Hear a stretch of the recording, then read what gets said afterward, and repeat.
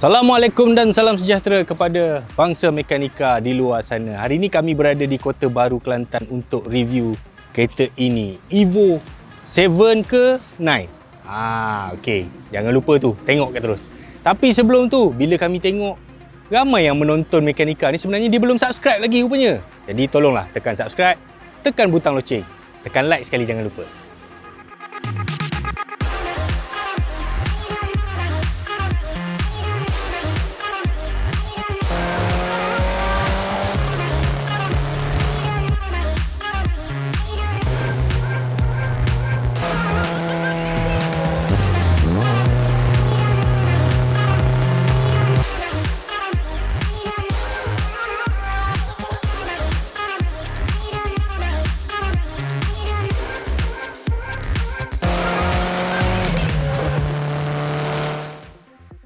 Kira-kira 20 tahun dulu, para peminat JDM, dia tidak meraihkan kelahiran Evo 7 ni, City Naik A. Sebab apa?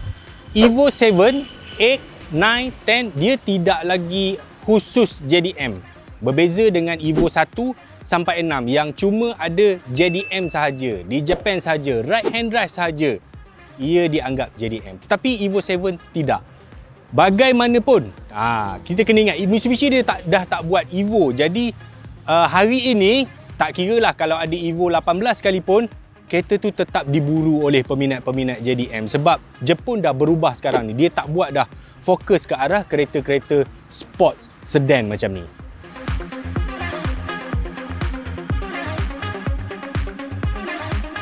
Saya sendiri pun kira-kira tahun 2010 macam tu, saya pernah pakai Evo 7. Masa tu saya beli sekitar 80.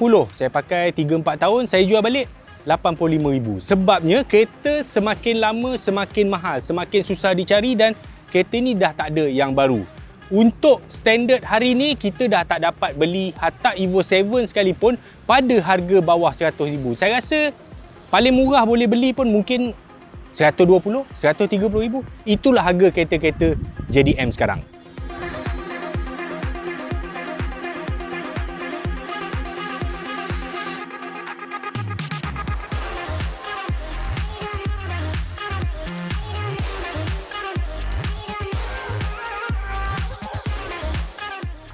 Okey, kereta ni nama pemilik dia Ijat. Dia ni memang seorang peminat sejati JDM lah. Selain daripada kereta ni, dia juga ada Skyline GTR Nur Spec tu. Yang itu kita akan review kemudian lah. Alright. Sebelum ni, dia beli kereta ni tahun 2015 pada harga 110,000. Tapi masa dia beli sekalipun, kereta ni dah siap full convert dengan Evo 9. Pemilik asal dia dah beli CKD Evo 9, dia convert luar dan dalam. Ijat tinggal dia pakai je lah. Dia orang ni, dia bukan jenis orang yang pakai kereta tapi simpan lap. Tak ada. Dia memang enjoy drive dengan kereta-kereta ni. Tahu dia drive sampai mana? Dia drive sampai Bangkok, Thailand. Tapi pada satu ketika tu, bila dia drive, saya rasa dia lenjan kot. Dia tak cerita tu. Dia punya enjin ni, dia punya crankshaft putus. Tak tahulah berapa boost dia bantai. Masa kejadian tu berlaku, dia dekat Bangkok.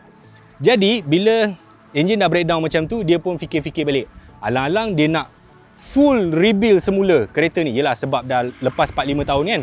Jadi dia pergi ke satu kedai ni, nama dia Evo Shop Thailand. Kedai ni memang famous dekat Thailand. So dia decide untuk rebuild balik kereta ni. Dia pilih konsep yang ini. Konsep yang memang garang lah. Memang garang dan sangat sukan dan sangat time attack ataupun apa ni, hill climb pun boleh cakap lah.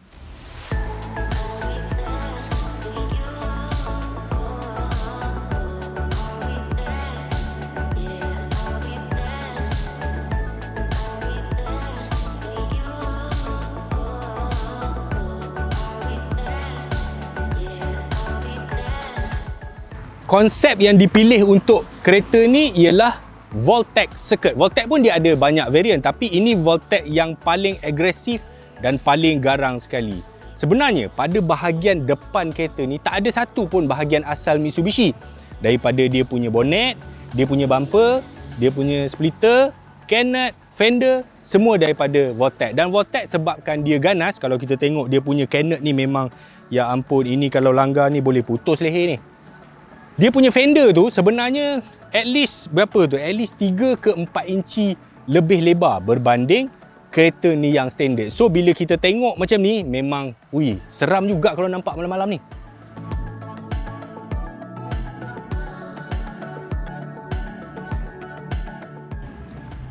Dan bila kereta ni dah lebar sangat, kalau pakai rim standard tu memang kelakar lah.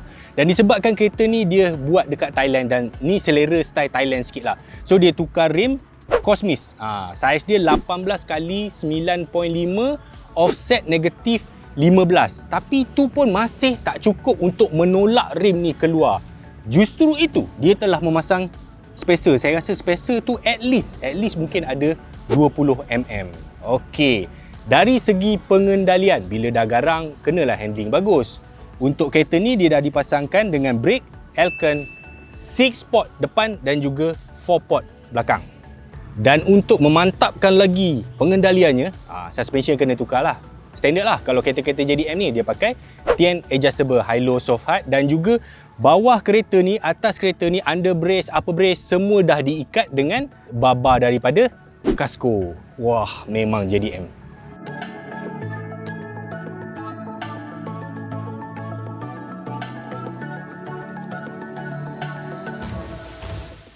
Kalau kita tengok trend moden main kereta sekarang, Mercedes AMG, BMW, Volkswagen, Audi, semua cerita pasal stage 1, stage 2, ECU sana, tweak sini.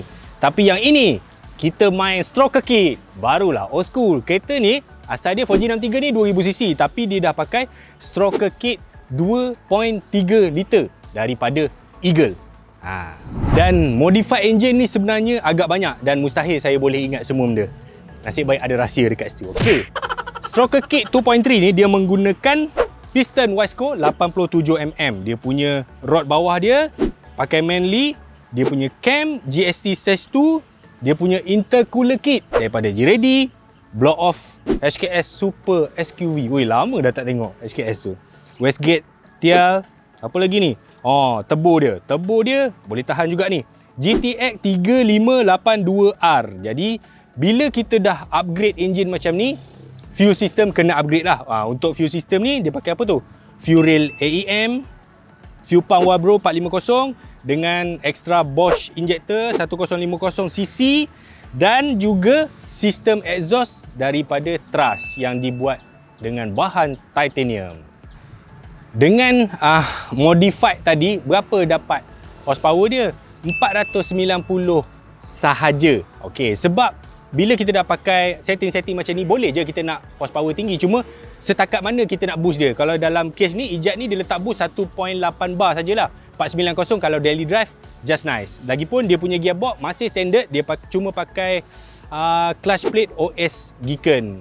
Dan bila dah modified ni juga, ECU dia mestilah pening. Okey, bila dah modified macam ni, dia tukar ECU asal kepada ECU Link G4.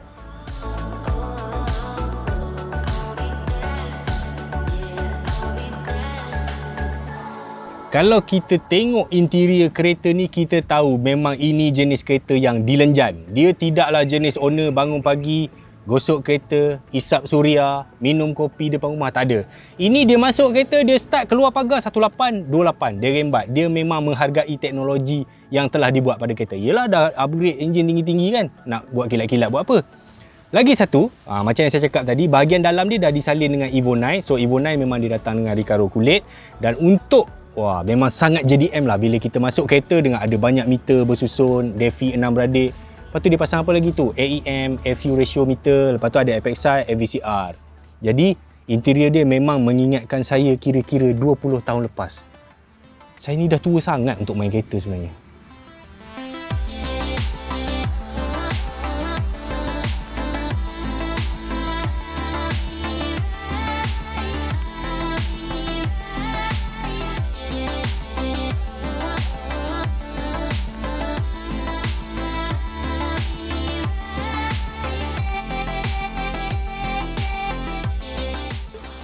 Ramai yang tanya, abang masih berbaloi ke kalau kita nak beli kereta-kereta macam ni? Pada pendapat saya secara peribadi, Evo 7-8 kita masih boleh beli pada harga 13, 15, 16, tapi kena beli cash lah untuk yang berduit.